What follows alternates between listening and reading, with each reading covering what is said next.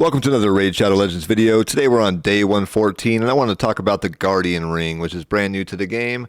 So we have a brand new Guardian Ring. It took over the Sparring Pit. It's been rearranged. We got the brand new graphic here. Looks pretty cool. So we still have the Sparring Pit. It's available right here. I have one hero in mind at the moment. We have the Faction Guardians.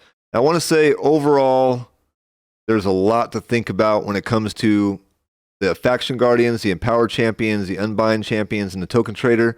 So I'll try to get to all of it pretty quickly and not spend too much time on too much stuff. So I'm a brand new player to the game, as you saw, day 114. So this is going to affect me very differently than it affects someone like you.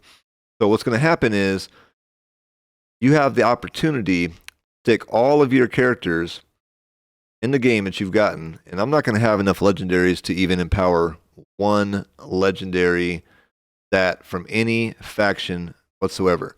So I'm not going to be able to take advantage of this, but I love this system for everybody in the game. First and foremost, I think this benefits the people at the top of the game or the people who've been playing the most, who have the most champions. It's going to benefit them the most. And it's probably, if I had been playing I put myself in their shoes, if I've been playing for a couple years now and I accumulate all these champions, I'd be chomping at the bit by now to get something like this in the game, to be able to use them. So this has to be an amazing asset to the game, in my opinion, right from the start, for everybody, from the people who've been playing since day one to someone who just started a day ago. So you got the legendaries. I'm not going to be able to take advantage of that, but other players will. It's going to be an amazing benefit to them. So what I see this doing is it stretches the skill gap, which I find the more disparity you have in some kind of a system, the better when it comes to skill gap. I like seeing a lot of skill gap. Like in baseball, you have the pee-wees, the minor leagues, the major leagues. You got high school ball, you got college ball, you got semi-pro, minors, you got AAA, AA, you got the major leagues. There's a lot of disparity there. And in all those different brackets, let's say the major leagues, for example, you got your average players, your players that go back down to the minors. You got your all-stars. You got disparity between the ranks and levels as well. So this creates more disparity in the game. So right now, if you're a brand new player and you only have rare champions, you're going to benefit from that too. So it's going to help you in every aspect of the game, from beating the different dungeons in the game, to faction wars, to basically everything. So I love this for the game. It's creating more talent gap, more skill gap, more disparity in the game. It's going to create more different variants in the levels. So it doesn't matter where you are in the game, whether you're a new player, old player, or beginner, advanced, pro, in-game, you got some benefit to this for you. So right now, I've actually got a couple of the factions maxed out on epics. So as you can see, we have 10% HP, 10% attack, 15 AC, 15 resist, 10% defense, 6 speed. And what I want you guys to know is this is only affecting this faction and this rarity. So this will not affect my legendaries, and my legendaries stats or my rare stats won't affect my epics. So, or anybody else. So what's going to happen here is it's very important to note that there is a problem with this, that you're going to notice with some teams that are speed tuned. This is going to throw off your teams. This is going to throw them out of whack, especially if you got someone very close, one speed difference or something like that. It's gonna fuck things up. So make sure you pay attention to that, especially your clan boss teams, other teams that are speed tuned. Get your teams tuned right, speed tuned correctly, because they were speed tuned before. You're gonna have to adjust them now according to these differences. So if I got the +6 and it's fucking up my teams, pay attention to that. That's going to be a problem for some people. And, let's say, for example, it is a problem for me, and I've got my clan boss team over here being negatively affected by my high elf guardians right here. Just take them out. Look, there is literally no penalty whatsoever for adding or removing a champion from the list. So if you take them out, you're removing the speed difference right there, and it's going to remove that problem. So go back and just fix it. Speed tune your teams again. That's what this is there for. Use some math. Simple problems, simple solutions. So there is something else to note here, which I do not like. You can't mix and match the champions here. So let's go back in to see the Banner Lords.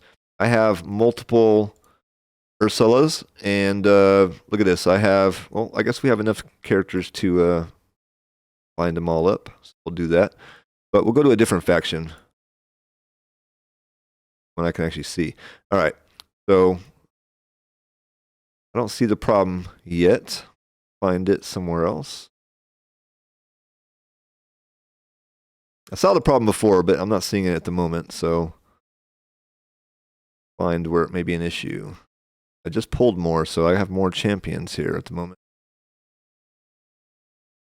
All right, well, here's the problem. Let's say, for example, we had one Golden Reaper and one Miscreated Monster, and they're both dupes. So this is a dupe system, but we're not allowed to mix and match the dupes. So clearly that's by design, but I find it to be kind of anti the dupe system. If a dupe is a dupe is a dupe, correct?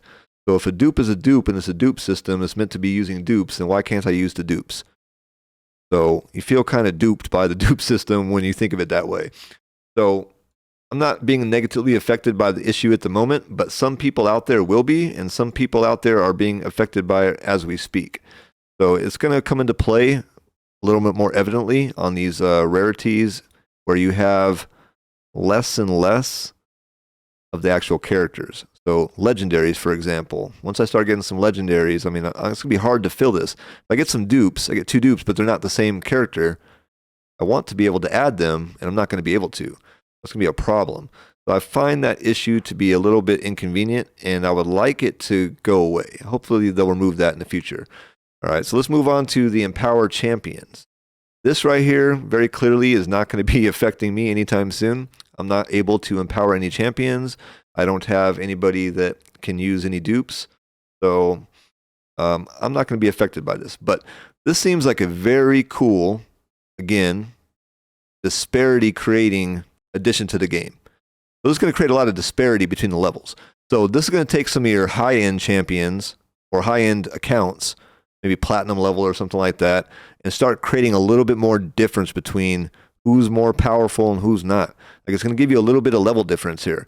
So I love that, adding that to the game. It's going to make these champions way more powerful. I mean, it's insanely more powerful how powerful they get.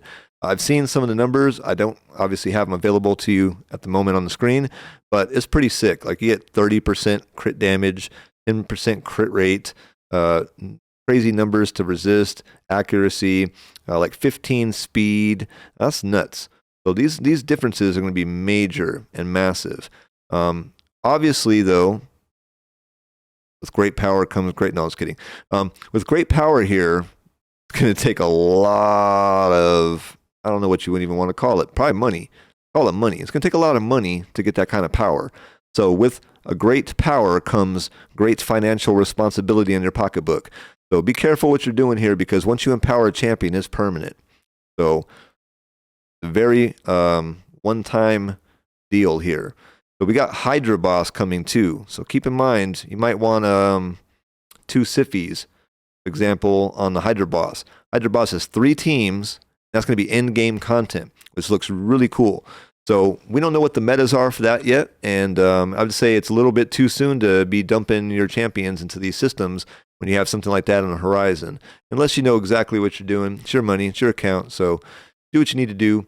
This looks like a very cool feature, though. I'm very much in favor of this. Actually, super excited about it, and maybe I'll be using it in the future. This is something we could all look forward to, something that's going to make us more powerful in the future.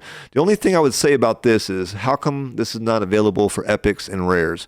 Like, why can't we start creating more disparity amongst those lower ranks? Because clearly nobody's using the rares at in-game, but there are people out there using rares. Why can't we have a 5-star Cold Heart, for example, +5? You know what I'm saying? Like, that should be possible. I know it's going to make it look bad for someone who doesn't have a Cold Heart, but those people who are actually using them can get some use out of them instead of just looking at them taking up a binder spot or using them as food. So I would love to see this expanded to the epics and the rares. I don't understand why they limited that, other than to maybe just create benefit at the high end of the game. But right from the start, this is a pretty cool feature. I like it. Let's go to Unbind Champions. This has to do with life tokens. So we got 500 life tokens right off the bat. It's pretty cool. I would say that's basically the value of a legendary for free. So they gave us kind of like a free legendary. Kind of like a free. It's not exactly a free legendary, but it's kind of like a free legendary.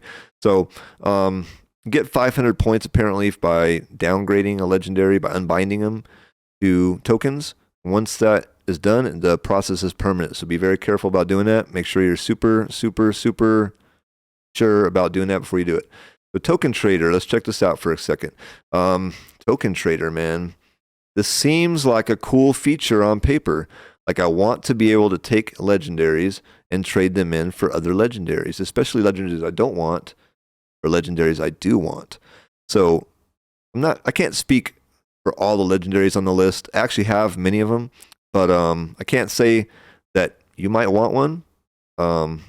It's all individual to the accounts and where you're at in the game and what you're trying to do. So I can't say that these are the best champions available, but what I would like to say is I would like to see these champions change, switch, alter, like go away, come back with a new set, something maybe alternate once a month. I don't know, once 3 months.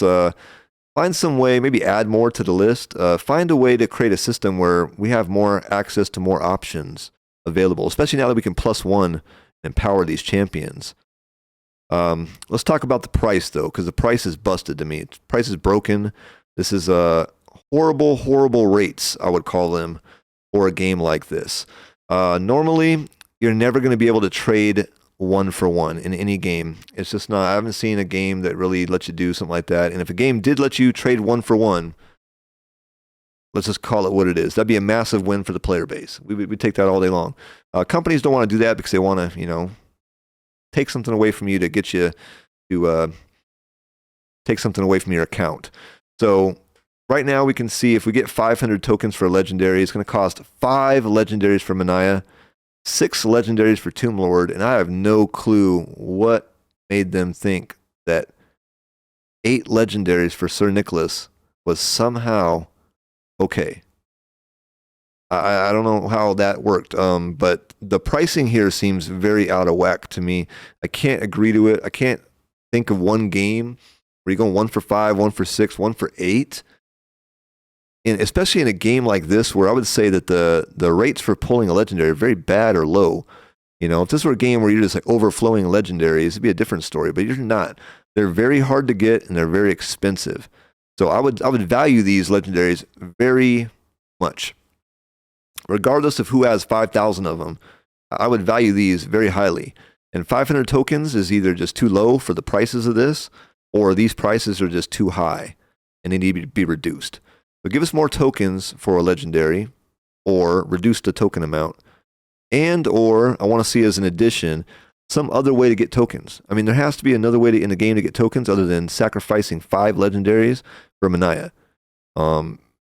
I don't know if that's in the arena. I don't know if that's in trading epics and rares back for a coin or 10 coins or 50 coins or 100 or whatever it may be. I don't know if that's in Doom Tower, for example, or I don't know.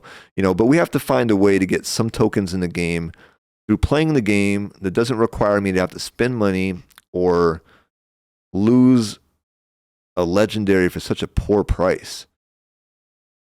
Got to be a better way to get this working, because this is a really cool system. It's a system I want to see work, but it's a system I see right now is broken and not working. If it's not serving to serve the player base and serving to basically get us to do what we want it to do and function the way we want it to function, then it's not serving the player base and we need to get it to change. So let's get this changed. Let's get this working for us in some way that's actually usable, because I can't see us using this. I wouldn't want to use this. I don't care where I'm at in the game. I just find it to be poor value. Maybe 1 for 3, maybe 1 for 2. There's some games out there that 1 for 5 is probably like the max they would go. 1 for 5 is pretty steep. 1 for 6 is stretching it. 8 is just obscene.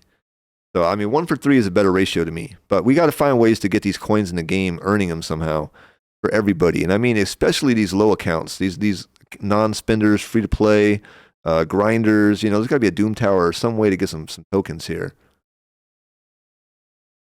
But some way that's also manageable and it's also not overpowered. So your spenders aren't just like got +5 Manaya, +5 Tomb Lord, +5 everybody on the list because it's so easy to get the tokens. We still want that to be super rare, but also at the same time accessible. But we've got to find a balance there. There's got to be a balance between that. But at the moment, I wouldn't use this. I would say don't use this just to prove a point. Unbind Champions seems pretty steep for at the moment for the price. Empower Champions, also pretty steep, but very cool. Faction Guardians, awesome. I love it. I would love to see it expanded. Maybe be able to, like I said, mix and match your champions a little bit better, a little bit more, add more. Sparring Pit, nothing changed here. So far, I mean, I really love the Guardian Ring. Overall, the Guardian Ring is a massive win for the game. I love it being a new player. I love it being an old player. I love it being a in-game player. I love it being a new player, just fresh account. So this is a big addition to the game. Very happy for it. I'm looking forward to our new Hydra boss, and I can't wait to get started on that. So I hope you guys enjoyed the video. Hope you guys are enjoying the Guardian Ring because it seems like a pretty cool addition. You guys have a great weekend. You guys like, comment, and subscribe. I really appreciate it. I'll see you guys in the next video. Peace.